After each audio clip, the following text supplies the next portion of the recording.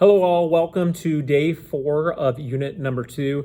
This day we're going to be talking about 3 big things in colonial history. 1, the Great Awakening. 2, the Enlightenment. And 3, slavery. All of these, again, are going to have big impacts on the colonies. So, the Great Awakening, what is that? Simply put, it was a religious revival that happened in the early colonies.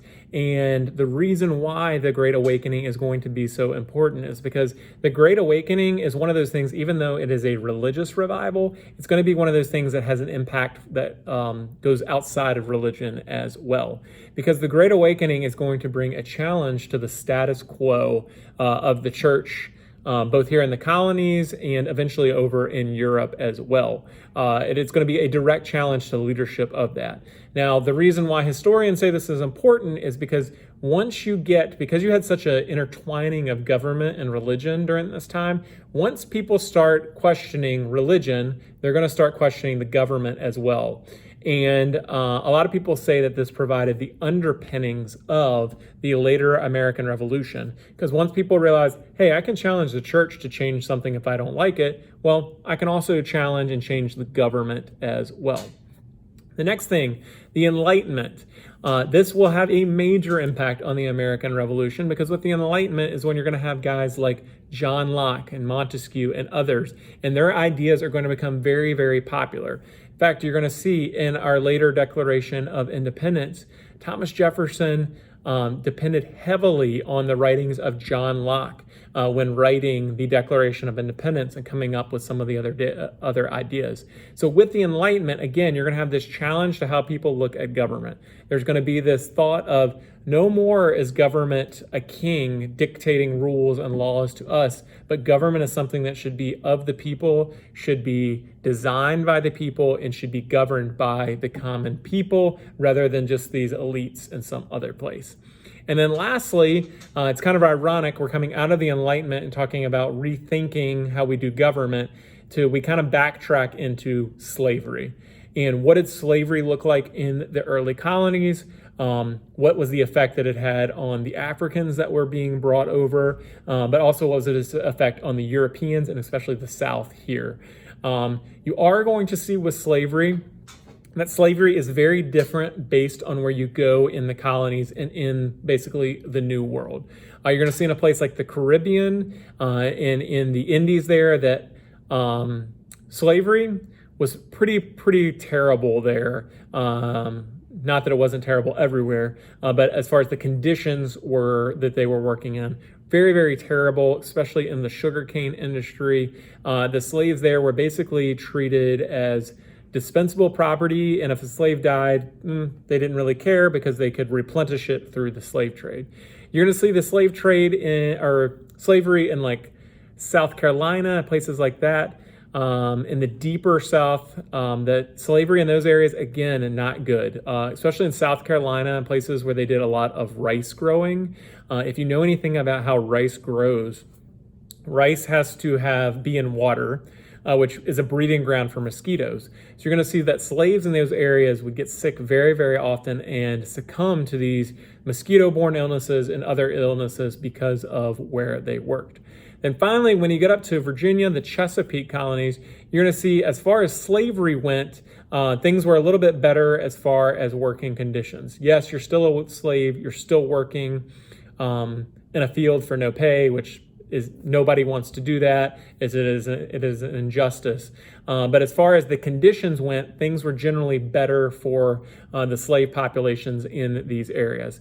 Now, the reason we say that, work was a little bit easier.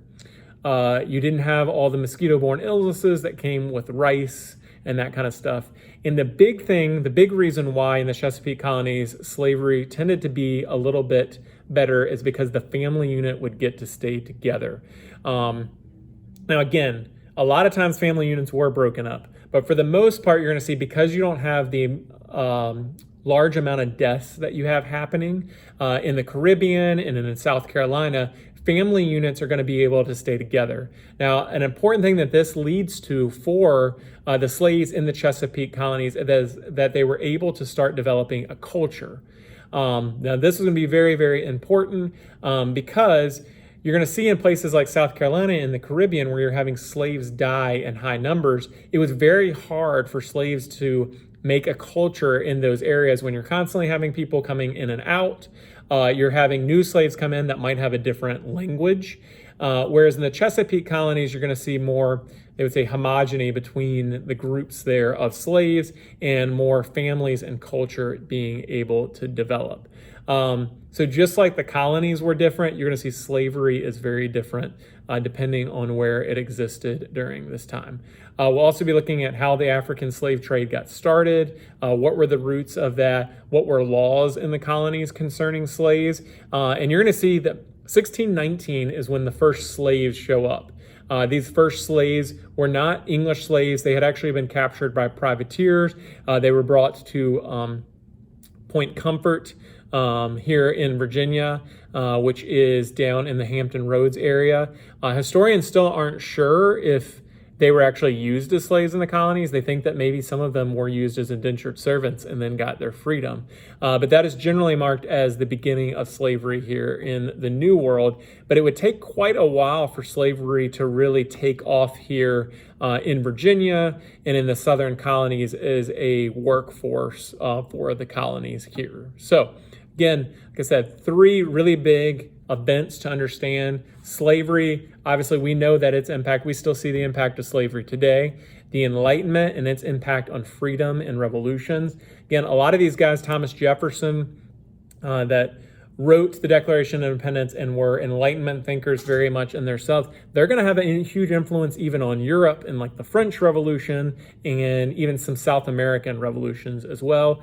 And then you have the Great Awakening, and we're going to actually talk about multiple great awakenings that happen in U.S. history and the big impact that they would have. With each one of these religious movements, you're going to see bring certain shifts in society and certain shifts in government as well. As always, if you have any questions, please let me know. Make sure that you're going through the slides presentation. I hope that it is helping you. Also, as a reminder, if you haven't been working on the narratives and the DBQ, I would definitely be working on that as well. And when you look at those narratives, they really are the material that we're covering in a very simplistic way. Basically, what the SOL wants you to know, and then we're going beyond that for our AP level stuff. So, as I always say, I hope you have a great day. And also, I hope that you are enjoying getting to learn a little bit of history today.